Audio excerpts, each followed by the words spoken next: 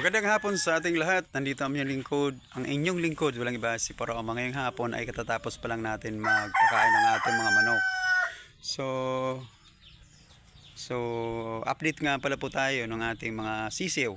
So ngayon nakapagpasisi po tayo ng mahigit na 40 head plus. Nasa 43. Kasama na po yung in-incubate natin, nasa 24 head. And then yung iba doon, yung tatlong inahin na nakapasisiw tayo. Yun na po yung nakatulong doon. And then mayroon po tayong apat na inahin na nangingitlog. So yan po ang nagsumusuporta sa mga daily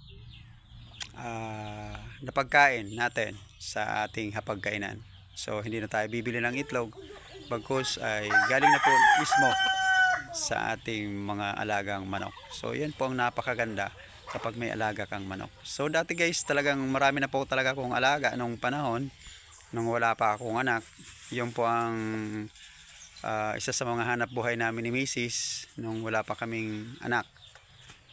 Mayroon ako nung 10 inahin na nakapag-sisiw din ako na ng 40 plus head. So kaya lang nakalaban ko doon yung mga yung bambano na pusa. So kinakain yung mga sisiw natin. Yun ay isa sa mga problema ko. And then yung medyo may kapitbahay tayo nun na medyo ayaw tayong umangat. Yung mga sisiw o yung mga manok ko ay linalason. So yun ang mahirap doon. Kaya lang dito, ang gagawin natin dito, nakabili na tayo ng net. So para hindi naman tayo makapanggambala sa ating kapitbahay, so ang gagawin natin is lagyan natin ng mga net yung palibot ng ating manukan. So ayaw kasi makrossbreed kasi yung pinsan ko dito ay mga magaganda ang lahi, yung Texas, yung mga panabong. Ayaw ko ng ganoon kasi mahirap yun alagaan guys. Talagang kailangan mayroong mga gamot everyday kasi sipunin talaga po ang mga Texas or yung mga panabong na lahi.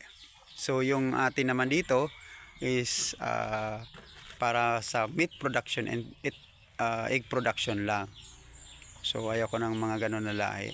Kaya lang yung mga kamag-anak ko dito ay mga talagang mga mahilig sila sa sabong. So ako naman mahilig naman sa katay. So yan lang po muna guys yung update ng ating manukan. At least kahit paano ay natutupad na rin po yung mga pangarap natin.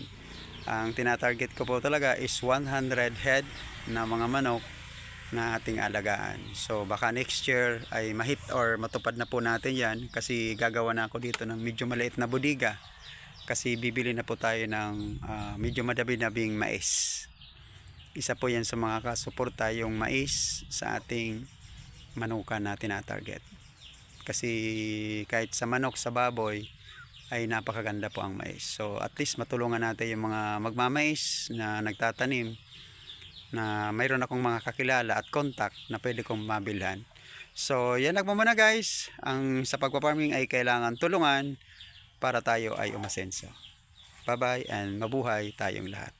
Thank you. I'm your Paraoma.